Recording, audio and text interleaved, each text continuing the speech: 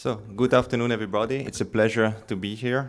I want to talk about the role of artificial intelligence in a particular context where we are responsible for, that is cyber defense. So we have witnessed over the last 30 years a lot of progress in artificial intelligence. For example, 1997, the world champion Garry Kasparov was beaten by a computer program developed by IBM. 2011, again from IBM, the best players in the world in Jeopardy were beaten by a computer program. 2016, Google developed an AI that could beat also the world champion in Go. And 2019, we have seen that a computer program from Facebook was able to beat the best poker players. So what all these cases have in common is that when the AI was able to beat the best human minds in the times, people always thought that it was not possible. So, for example, in chess, people thought there are way too many combinations that you cannot beat the world champion. For Jeopardy, it's about language. It's natural language. This is typically something that machines cannot really understand. For Go, also, there are way too many combinations. It's impossible to compute all of them, and you need some intuition in order to be able to be good at this game. And it was thought that intuition is not something that a computer can have. And for poker, you need the best players. They use a lot of bluffing in order to win. And this was considered a trait that was only restricted to humans.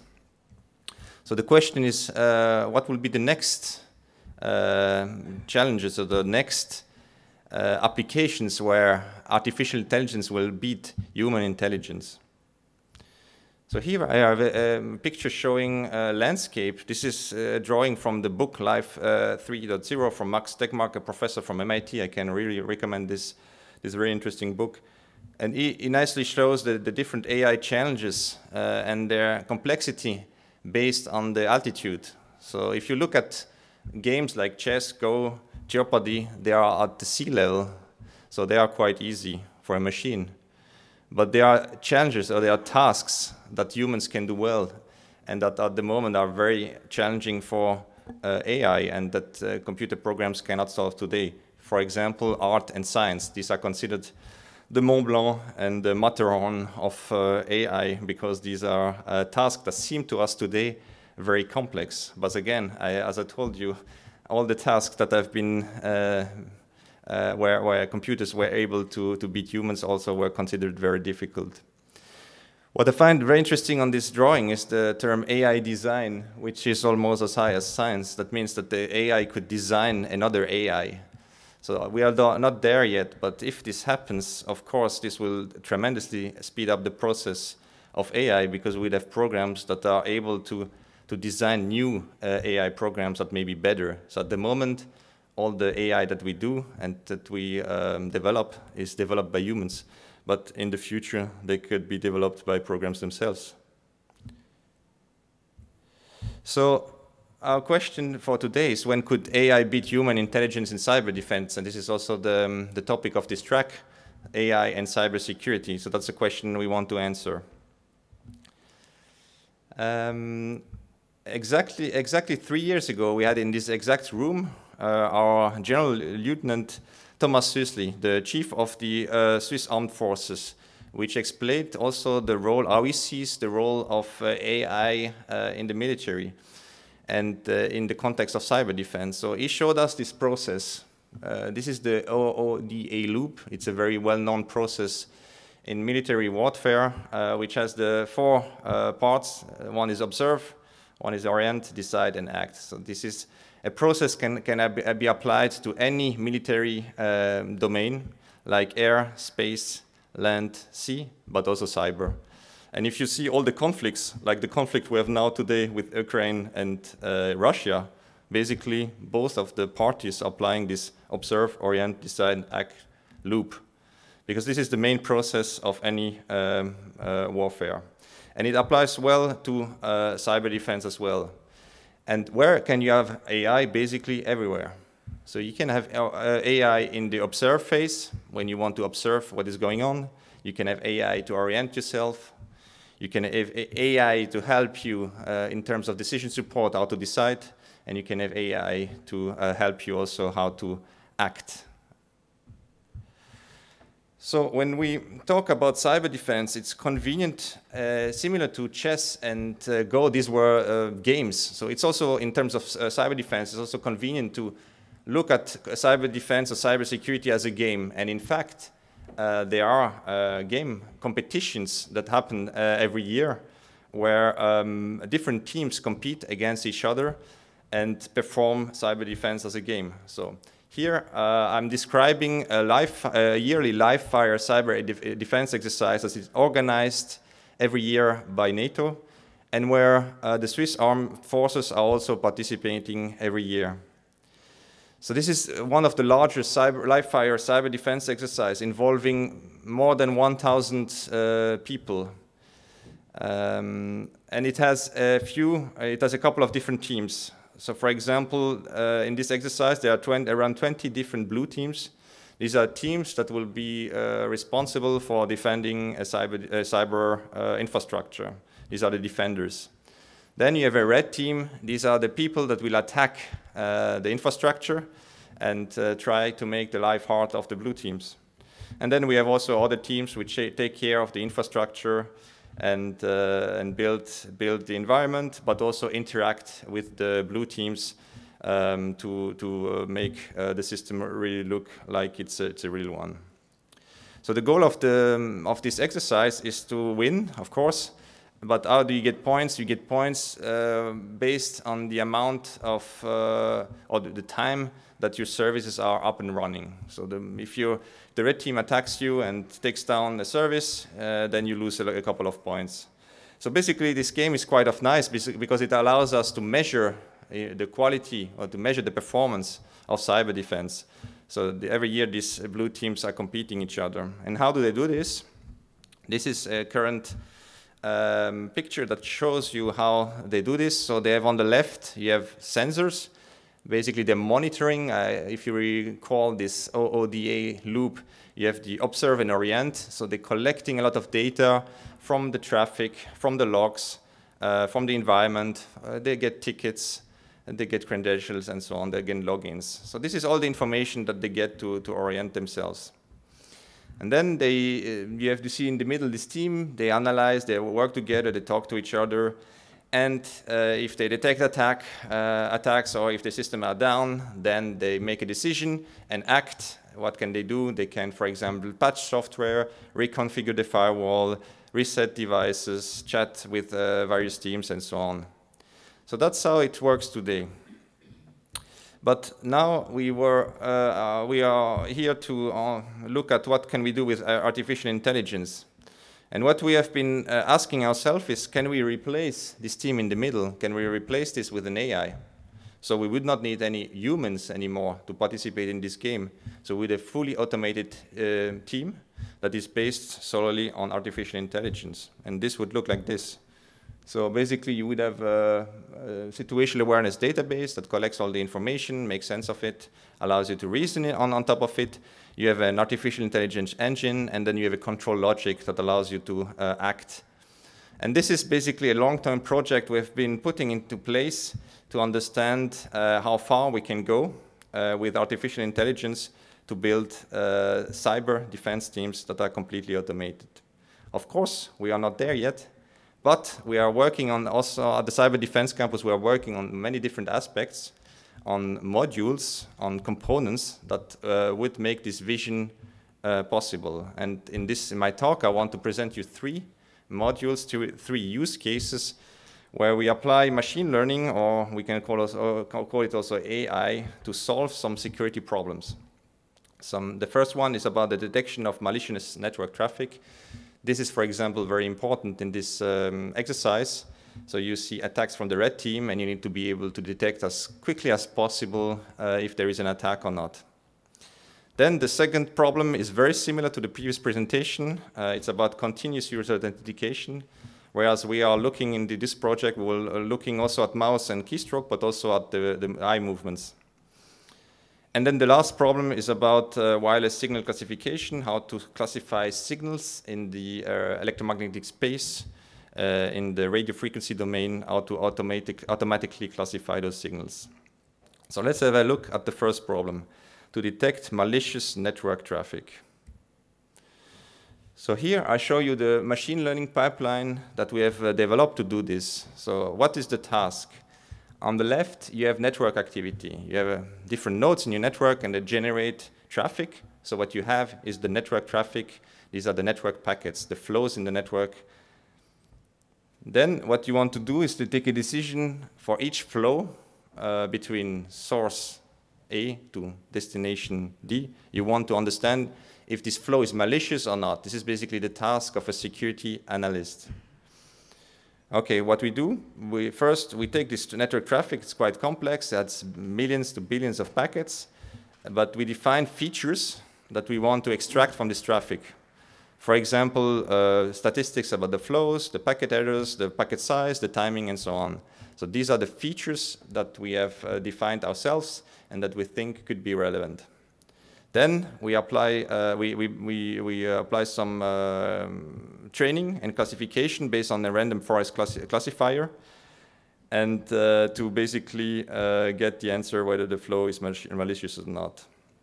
So basically we have done this with log shields data, the exercise that I've shown previously. And we have been able to do this quite effectively. Why? Because first, the exercise is happening every year, and it's also labeled in that sense because we know what is the activity from the blue team. It's an exercise, so we know what is the blue team doing and what is the red team doing. So we have been looking at this exercise, and to give you some numbers, for example, this exercise lasts for a couple of days, 3 days. To extract all the features, it takes less than 1 hour to up to 2 hours, depending on the year. Then to train a classifier on this data, it took around between 19 and 47 minutes. And then to infer if a flow is malicious or not, based on all the data, it took less than 1 minute. So these are the processing time that you need. And in terms of precision and recall, we were able to detect the malicious flows with a precision of 99% and a recall between 90 and 98%. Well, this is definitely better than human performance, because this problem is very hard. If you look at cybersecurity teams and or threat hunters that need to basically do this, it's very challenging. First, they need a lot of education. These are typically engineers that have been formed to analyze network data, and it takes a lot of expertise to do this. So now we have a program that was trained in roughly 1 hour and can do this in a couple of seconds with 99% precision. I think I've never seen anybody that was able to do better than this. Okay, let's look at the second problem. This is continuous user authentication. We have heard before why this can be useful in the context of banking.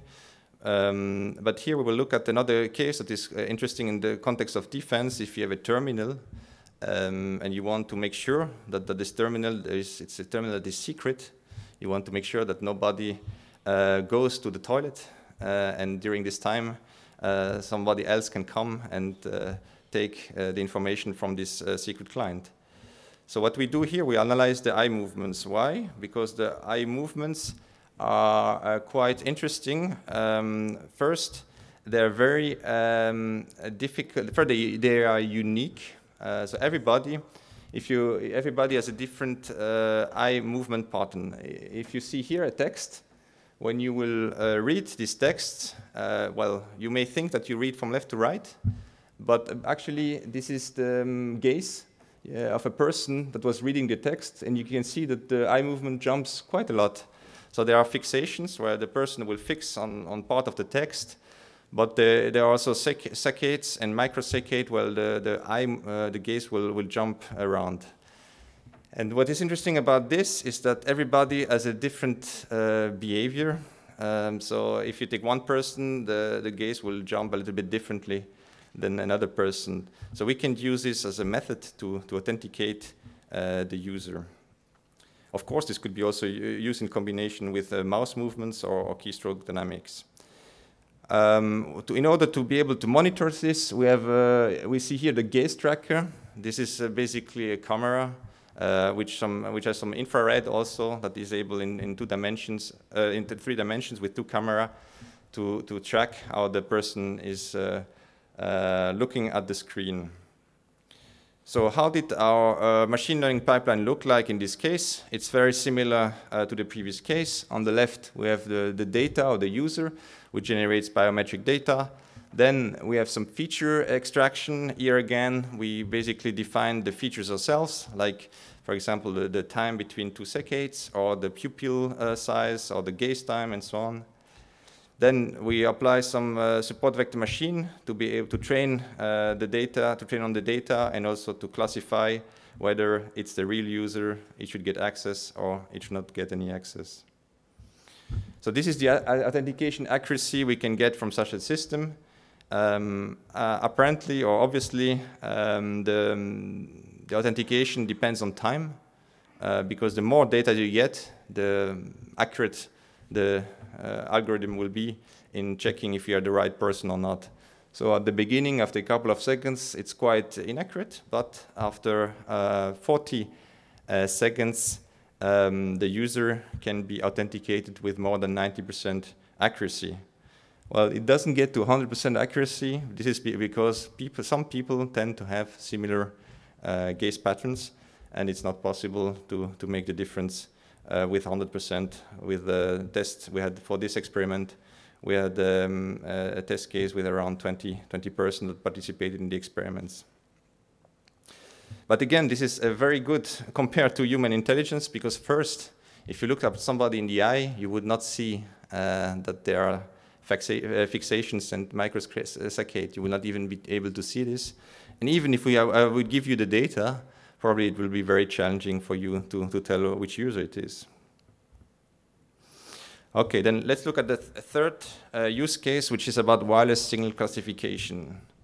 So why is this important? Well, you will see, for example, currently in the Ukraine, there is a conflict with Russia, and you see a lot of wireless signals going on.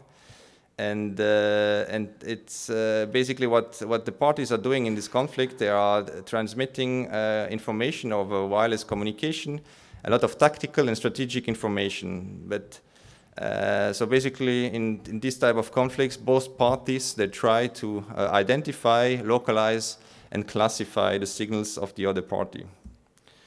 So how you can do this? You can do this manually. But what we try to understand, can we use some deep learning approach to solve this problem? So basically, you have on the left a transmitter, and on the right, you want to understand what type of signal is this. Is it LTE? Is it Bluetooth? Is it Wi-Fi? Or is it a jammer? Is it a spoofer? This is the task. So what we have been doing, we have been training a convolution network. And here, what is different from the previous 2 cases is that we didn't define the features ourselves. Basically, we take the raw signal that we get from the radio interface, and we feed this to a convolution network, which trains a model completely in an automated way. So we don't need to define what could be interesting features. And what we get is this. So we get here an automated classification with very high accuracy. You see here the spectrum. On the x-axis, it's the frequency, and on the y-axis, it's the time, and the color is basically the power level. And this is a typical histogram that you get to monitor the radio frequency environment. And we can see here the classifications that are being done, and this is all based on this convolution network automatically. So there is basically nobody that ever there's nobody here that needs to do some manual work. And again, the performance we get of such a system is very good, and outperforms also the performance that we get with similar systems where people have been developing such detectors and classification systems without machine learning. So here I've shown 3 use cases, but there are many more use cases, and that we are currently investigating in the context of CyberDefence at the CyberDefence campus. All the three use cases I've shown, they're based on supervised learning. That means that we need some labeled data, which can be, in some of the cases are available, but in many cases you won't find available. So then you need to rely on unsupervised learning techniques because there is just no labeled data. So, but what we are investigating are, for example, how to detect malicious shell sessions when people log remotely on a server to automatically detect that it's an intrusion. Also machine translation, how to translate text into different languages, how to detect fake news. It's also a good use case to apply machine learning, or a use case that we have been doing together with Martin, which is also a co-chair of this track. It's about the prediction of flight destination aviation, basically how to predict where an aircraft would go. In the case of unsupervised, it's more interesting when you don't have labeled data, which, as I said, happens quite a lot. For example, to mitigate distributed denial of service attacks, why don't we have labeled data? Because the next distributed denial of service attack will probably look quite different than the previous one. And that's why even if we have labeled data, we may not have the labeled the data of the next attack. So that's why we are investigating there unsupervised learning techniques. Also to rank cyber threat intelligence feeds, to detect APT threats, and so on. And also what is interesting is reinforcement learning, where we apply this in the context of text generation or botnet detection. Our approach is always to work together with academia and industry. So most of these projects that I'm showing you here are done in collaboration, some of them with the EPFL, but also with other universities and also with academic partners. So with that, I want to come to the conclusion. The pros of AI. First, it provides already today very good opportunities to improve cyber defense. I've shown you a couple of examples. Then what's also obvious, or what we found out, it's that it's relatively easy to develop and apply new AI techniques. So there are a lot of tools around. You can play with them, develop things, and you get quite decent performance that outperforms human performance quite quickly. But on the downside, it's very difficult to get explainability, especially with the deep learning models. So you get models that you don't fully understand. And in the context of defense, you may not necessarily want to have a model that you cannot really explain why the decision was taken to be malicious or not. So this is a major problem we face. Another problem we have is the susceptibility to attacks. Here it's a very famous example of a stop sign. If you have an autonomously driving car, on the left, it will recognize that it's a stop sign. On the right, everybody will realize in this room that it's also a stop sign, but the autonomous driving will think that it's a speed limit of 45 and will not stop. Why? Because a few pixels have been changed, and the machine thinks now that it's the speed limit of 45. So this is just an example to show that all these AI machine learning techniques, if they are not trained and designed with appropriate attack models in mind, they are very susceptible. So we have seen a lot of these models being sold even as a product, but they have never been tested and designed for adversarial settings. So they are quite easy to fool. If I am talking about the system to detect an intrusion, probably I want to make it secure against attacks, so I want to also make the detection secure about malicious inputs. So this remains an open challenge in this field. With that, thank you a lot for your attention, and I'm happy to take questions.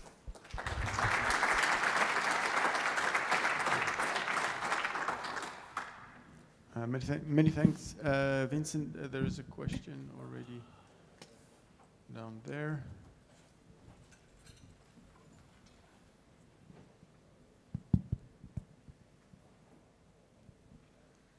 Thank you for the talk. It was quite interesting.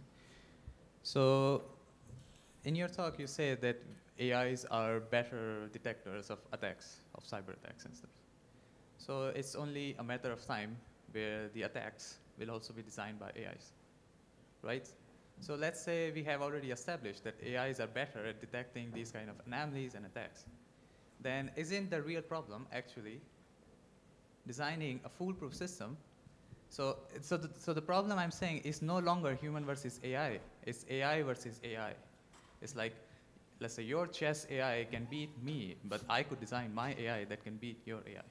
So how are we able to tackle these kind of problems? Because inevitably we'll have AI attacks and AI anomalies. Are these approaches robust enough to handle those kind of threats in future, you think? Well, in fact, the attackers are already using AI techniques. There are a lot of AI techniques that are being used to develop malware. And also, if you look at advanced persistent threats, they also use some kind of AI techniques to evade detection, to do some morphing and so on. So it's not that it will come in the future, it's already the case. So that's why it's particularly important to also apply these techniques on the defense side. But you're right, it's an arms race at the end. At the end, both parties will use AI techniques, and the challenge will be to come up with a system that is more secure and prevents basically the attacks. Is it even solvable, do you think? Is this problem even solvable? Like, well, I mean, the question is security solvable, right? It's not about AI, it's the same about security. Can you build a secure system? You can build a secure system only under certain assumptions. So you make your assumptions a threat model, and then you say, if this is my threat model, and then my system will be secure. Of course, the attacker will think, will come up with something new that is not part of your threat model, and then will be able to get in. So but that's the game of security. I think there is no absolute security, so you can only build a secure system on your threat model. You have to make sure that it gives you, it's a risk, at the end it's a risk-based approach. How much you want to invest, how much are you willing to tolerate in terms of loss. So there are also risk decisions in how much you should put in to make your system secure. Other questions there?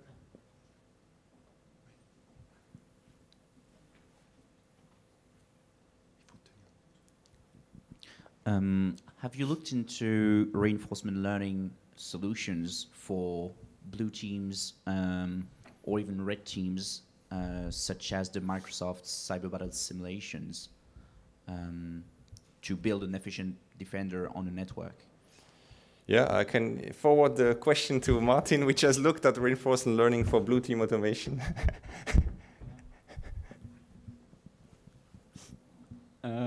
We haven't looked at a specific product here, so we can chat.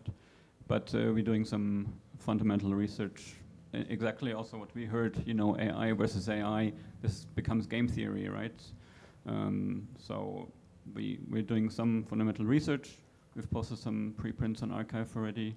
And this is really work with people from people who are experts in deep reinforcement learning, where we provide the security expertise, right? They don't know that so much, so we're bringing the domain expertise, because we, in the end, are coming from the cybersecurity side, right? We're not people who have super, PhD level backgrounds in pure machine learning research. We know how to use machine learning techniques, but not maybe the most cutting edge stuff, right? But that's how we work in these domains as well. Maybe a related question. So you showed you had like machine learning system to replace human blue team, and that was based on training data coming from these war games.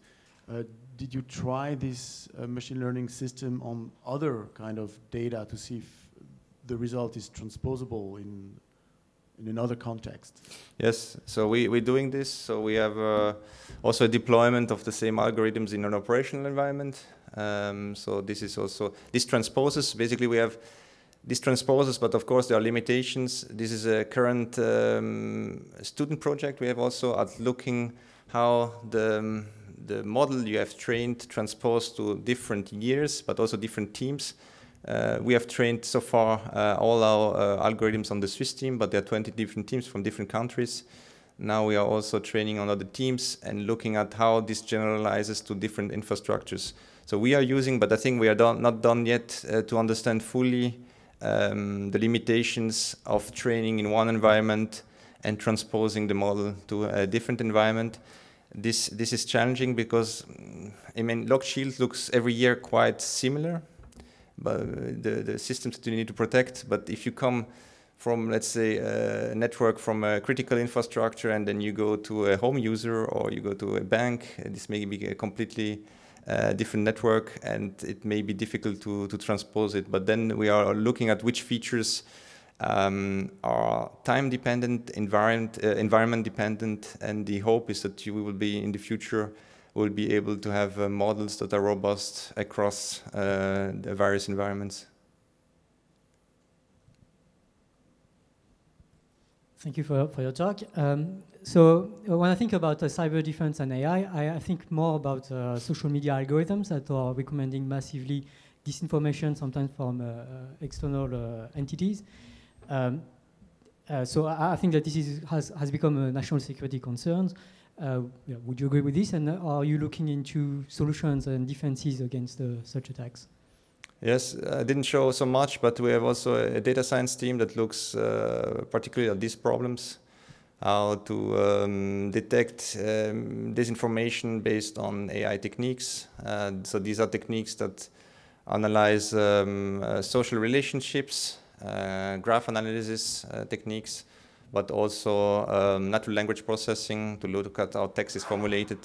So there are many different features you could have. Also pictures, memes. We have also a workshop here, which is organized by Raphael Meyer, which is leading these activities in the CyberDefence campus, which looks at how memes are used and could be also techniques how to detect fake information spread over memes. So we have also quite some activities in these areas. One or two questions, then it's over.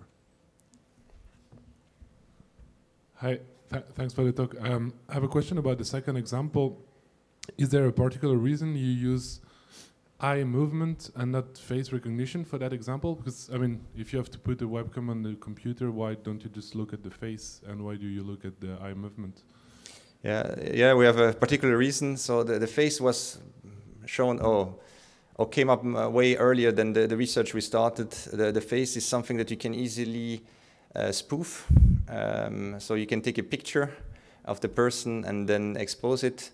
Okay, then you can have some more behavioral recognition and take a video instead of a picture. But even then, there were some people building masks and then were able to fool also these algorithms. So I think the face is more difficult to, is more vulnerable to attacks than the eye movements. Eye movements are also kind of, it's a feature that is also not easy to get, because everybody can make a picture of you, but you won't get the pattern of your eye movements. It's kind of a secret. So that's kind of, it's a good property for authentication. If it's like the fingerprint, you can get the fingerprint from everybody, so it's not so robust. You can just copy it and use it. But the eye movement biometrics, this is quite a robust feature, so it happens to be quite well suitable for security applications. Okay, let's take a last short question and short answer, and then we'll have a 15 minutes break.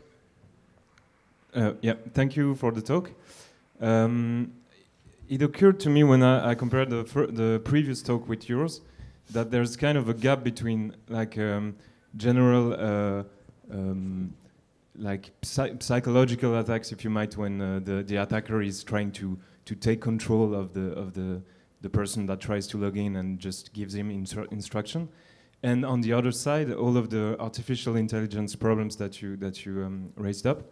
And my question is, okay, there was someone talking about AI against AI, but on my opinion, it's more something of like AI is augmenting human intelligence to build up new kind of attacks.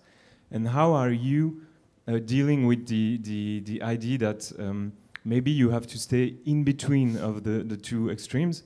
And how can you like build up ingenious and creative and new kind of attacks, but without it being a pure technological and in general problem? If you go too much into the artificial intelligence side, it will only become a problem of technicality, and you will lose the kind of ingenuity that attackers have. Yeah, you're right. At the moment, AI is complementing human capabilities, so this is how we use it. But I think on the near or the medium or long term, this will disappear, because it's like in chess. If you want to compete and win in chess, you won't go with a human player, right? You will take a program to win because it gives you 100% or 99.9% to succeed. I think here's the same. At the moment, it's a kind of a complex problem. CyberDefence, okay, I showed particular very well-shaped use cases. There you can make it run very well. But if you look at all the social interactions of this team to make this work, it's a kind of a complex process that we can't model yet completely. So at the moment it's about complementing, but I think in the future this will disappear. So you will have an AI that is completely able to make running the infrastructure and securing it, and it will be better than a blue team. Okay, thanks a lot. It's time to wrap up. We have a well-deserved break. We meet again at 20 past. Vincent Lenders, thanks so much. He will be back at the panel discussion at 10 to 5.